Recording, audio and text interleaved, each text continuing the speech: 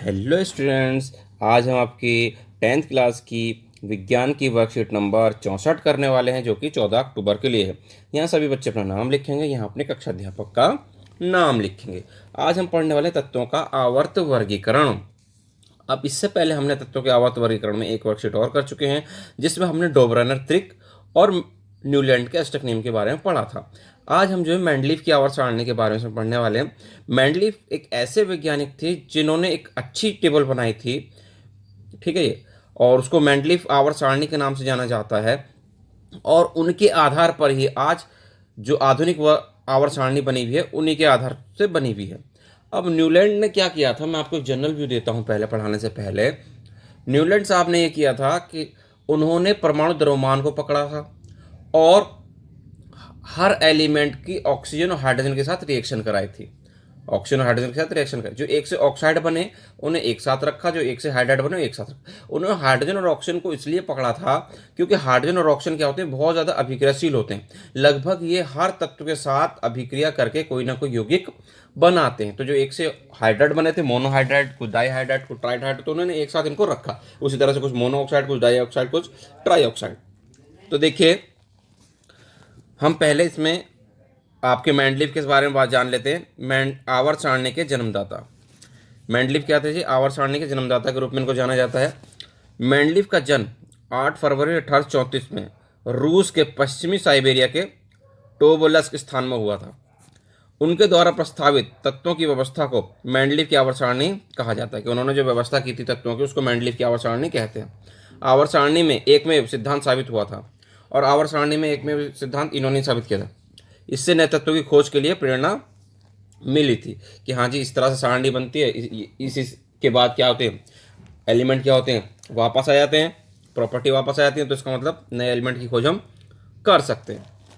तो अब देखिए क्या है जी, अव्यवस्थित से व्यवस्थित करना। इन्होंने तत्व जो थे अव्यवस्थित थे, उन्होंने उसको क्या करा, व्यवस्थित किया। मेंडलीफ की आवर्त सारणी। न्यूलैंड के अष्टक सिद्धांत के अस्वीकार होने के बाद भी कई वैज्ञानिकों ने ऐसे प्रतिरूपों की खोज जारी रखी जिससे तत्वों के गुणधर्मों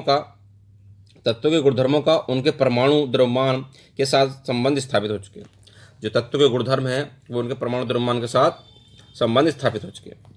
तत्वों के वर्गीकरण का मुख्य श्रेय रूसी रसायन डमित्री इनोविच मेंडलीफ को जाता है। इनका पूरा नाम है मेंडलीफ का डमित्री इनोविच मेंडलीफ, ठीक है। मुख्य श्रेय जो तत्वों के वर्गीकरण का इन्हीं को जाता है। तत्वों की आवर्त सारणी के प्रारंभिक विकास में उनका योगदान रहा। तत्वों की आवर्त सारणी की जो प्रारंभिक विकास हुआ था, वो समझो इन्हीं का योगदान था। उन्होंने अपनी सारणी में तत्वों को उनके मूल गुणधर्म, परमाणु द्रव्यमान तथा रासायनिक गुणधर्मों में समानता के आधार पर व्यवस्थित किया। उन्होंने आवर्त सारणी में तत्वों के उनके मूल गुणधर्म, परमाणु द्रव्यमान और रासायनिक गुणधर्मों का समानता के आधार पर क्या किया था, व्यवस्थित किया था। तो देखिए, मेंडलीफ साहब के टाइम में जो 63 तत्वों की खोज हो चुकी थी, उन्होंने उन्हीं को जो है हाइड्रोजन और ऑक्सीजन के साथ रिएक्शन कराई थी और उनके परमाणु द्रव्यमान पर ध्यान दिया था। तो वो हम पढ़ते हैं। देखिए क्या है, देखिए मेंडलीफ ने अपना कार्य 63 तत्वों के साथ आरंभ किया। 63 तत्वों के साथ आरंभ करने का मतलब क्या है कि उनके टाइम में 63 तत्वों की खोज हो चुकी थी। उन्होंने तत्वों के परमाणु द्रव्यमान एवं उनके भौतिक एवं रासायनिक गुणधर्मों के बीच संबंधों का अध्ययन किया। और उन्होंने जो उनके परमाणु द्रव्यमान, तत्वों के उनके भौतिक और रासायनिक गुणधर्मों के संबंधों का अध्ययन किया था, बहुत ज़्यादा डिटेल में। अब देखिए रासायनिक गुणधर्म क्या है। कहता है रासायनिक गुणधर्मों के अंतर्गत मेंडलीफ ने तत्वों के ऑक्सीजन एवं हाइड्रोजन के साथ बनने वाले यौगिकों पर अपना ध्यान केंद्रित किया था। तो किया क्या था जी, उसने ऑक्सीजन और हाइड्रोजन के साथ जो यौगिक बनाते हैं, जितने भी तत्व हैं, उन सबका अध्ययन किया था कि कुछ मोनोऑक्साइड बना रहे हैं, कुछ डाइऑक्साइड बना रहे हैं, कुछ ट्राइऑक्साइड बना रहे हैं, इस तरह से कुछ डाईहाइड्राइड बना रहे हैं, कुछ मोनोहाइड्राइड बना रहे हैं। तो उनके ऊपर उसने ध्यान केंद्रित किया। जो एक से ऑक्साइड बने वो एक साथ, जो हाइड्राइड बने एक साथ, ठीक है। उन्होंने ऑक्सीजन एवं हाइड्रोजन का इसलिए चुनाव किया क्योंकि वे अत्यंत सक्रिय हैं तथा अधिकांश तत्वों के साथ यौगिक बनाते हैं। अब उन्होंने हाइड्रोजन और ऑक्सीजन का ही चुनाव क्यों किया, किसी और के साथ अभिक्रिया क्यों नहीं करवाई उन्होंने? क्योंकि उन्होंने पाया कि ऑक्सीजन और हाइड्रोजन क्या है, सबसे ज़्यादा अभिक्रिया है, शील है, और हर किसी के साथ इनका यौगिक पाया जाता है।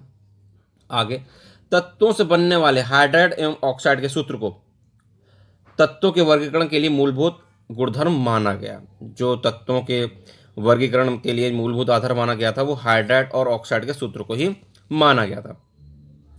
तो ये समान गुणधर्मों वाले तत्वों को एक साथ रखने पर उन्होंने पाया कि, जब समान गुणधर्मों वाले तत्वों को एक साथ रख दिया तो उन्होंने पाया कि अधिकतर तत्वों की आवर्त सारणी में स्थान मिल गया। अधिकतर तत्वों को क्या मिल गया? आवर्त सारणी में स्थान मिल गया, तथा वे अपने परमाणु द्रव्यमान के आरोही क्रम में व्यवस्थित हो गए हैं। और उन्होंने ये भी पाया कि जितने भी तत्व हैं उनको अपने परमाणु द्रव्यमान के आरोही क्रम में व्यवस्थित हो गए। यह भी देखा गया कि समान भौतिक एवं रासायनिक गुणधर्म वाले विभिन्न तत्व एक निश्चित अंतराल के बाद फिर से आ जाते हैं। और उन्होंने ये पाया कि अगर समान गुणधर्म वाले और जो तत्व हैं, रासायनिक गुणधर्म वाले, भौतिक गुणधर्म वाले, वो तत्व निश्चित अंतराल के बाद फिर से आ जाते हैं। इसी के आधार पर मेंडलीव की आवर्त सारणी बनाई, जिसका सिद्धांत है तत्वों के गुणधर्म उनके परमाणु द्रव्यमान का आवर्ती फलन होते हैं। मेंडलीव की आवर्त सारणी का जो मुख्य सिद्धांत है वो क्या है? तत्वों के गुणधर्म उनके परमाणु द्रव्यमान का आवर्ती फलन होते हैं। अब कहता है मेंडलीव की आवर्त सारणी में ऊर्ध्व स्तंभ को ग्रुप, जो ऊर्ध्व स्तंभ है, जो सीधे सीधे स्तंभ है ऐसे, उनको क्या कहा गया? ग्रुप कहा गया। ठीक है जी, यानी कि समूह। इन्हें क्या कहा गया बेटा? समूह कहा गया। और जो क्षैतिज रेखाएं हैं, क्षैतिज पंक्तियां इस तरह की, उनको क्या कहा गया? आपको आवर्त कहा गया। क्या कहा गया जी? आवर्त कहा गया था। ठीक है जी। तो अब कुछ आपको एक टेबल नीचे दिखाई दे रही होगी, ये जो कि आपको साफ नहीं दिखाई दे रही है। इंग्लिश मीडियम, हिंदी मीडियम दोनों में ये साफ नहीं आई है। इसमें आपको जो है ये आपके आवर्त हैं, सॉरी, ये आपके जो हैं समूह हैं आपके। ये क्या है जी? ये आपके समूह हैं। और जो ये आपकी लाइन है ये आपकी क्या कहलाती हैं? आवर्त कहलाती हैं। ठीक है ये। तो अब ये क्लियर नहीं हो रहा, तो ये ऑक्साइड और हाइड्राइड उसने बना रखे कि ऑक्साइड क्या बना, हाइड्राइड कैसे बना, ऑक्साइड क्या बना, इस एलिमेंट का हाइड्राइड क्या बना, इसी को था। आप एनसीईआरटी में इसको देख सकते हैं। ठीक है, अब हम क्वेश्चन आंसर पे ध्यान लेके जाते हैं। क्वेश्चन आंसर क्या कहते हैं इसके, तो देखते हैं बेटा। पहला प्रश्न क्या था? मेंडलीव की आवर्त सारणी का उपयोग कर निम्नलिखित तत्वों के ऑक्साइड के सूत्र का अनुमान लगाइए। जो कुछ तत्व दे रखे हैं, जैसे पोटेशियम है, कार्बन है, एल्यूमिनियम है, सिलिकॉन है, बेरियम है, इन सब की ऑक्सीजन के साथ अभिक्रिया करनी है हमको, ऑक्साइड के साथ सूत्र देना। तो देखिए हम बनाते हैं इसका सूत्र। टेबल तो क्योंकि साफ नहीं दिख रही है। पोटेशियम की साथ करेंगे ऑक्साइड की, तो क्या होगा? पोटेशियम की संयोजकता 1 होती है और ऑक्सीजन की संयोजकता 2 होती है। तो क्या बन जाएगा इसका सूत्र? K2O, potassium oxide. ठीक है। उसके बाद हम दूसरा देखते हैं। दूसरा क्या है आपका? दूसरा है आपका कार्बन। क्या है जी? कार्बन है आपके पास। कार्बन की ऑक्सीजन के साथ करेंगे तो कार्बन की संयोजकता होती है 4, हम जानते हैं। ऑक्सीजन कितनी होती है? 2 होती है। कट जाएगा 2 से, 2 एकम 2 और 2 दूनी 4। तो क्रॉस गुणा आप करेंगे तो कितना हो जाएगा? कार्बन तो 1 ही रहेगा, ऑक्सीजन कितने हो गए? 2। ये हो जाती है कार्बन डाइऑक्साइड। ठीक है जी।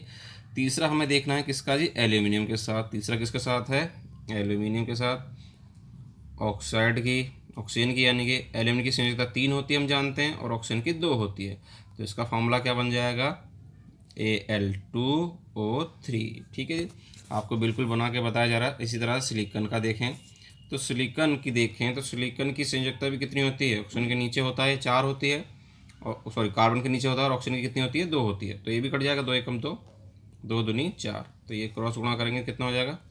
Silicon dioxide. ठीक है।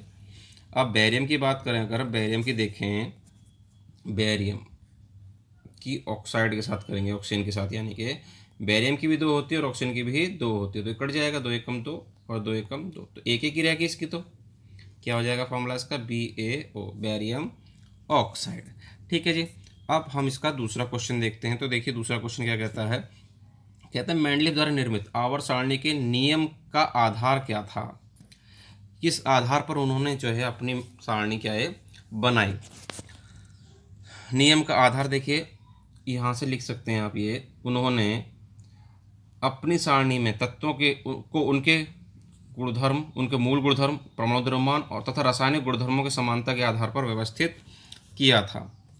तो आधार क्या था पता चल गया जी। उन्होंने अपनी सारणी का आधार क्या था? उनके मूल गुणधर्म, तत्वों के मूल गुणधर्म, परमाणु द्रव्यमान और रासायनिक गुणधर्मों का समानता के आधार पर किया था। ठीक है। या अगर आप, या तो आप ये लिख दें तब भी आपका मान्य होगा। आधार क्या है? ठीक है, यही लिख देना आप। जो दूसरा क्वेश्चन, तीसरा क्वेश्चन देखते हैं। सॉरी, ये दूसरा क्वेश्चन का आंसर है, पहले का नहीं है।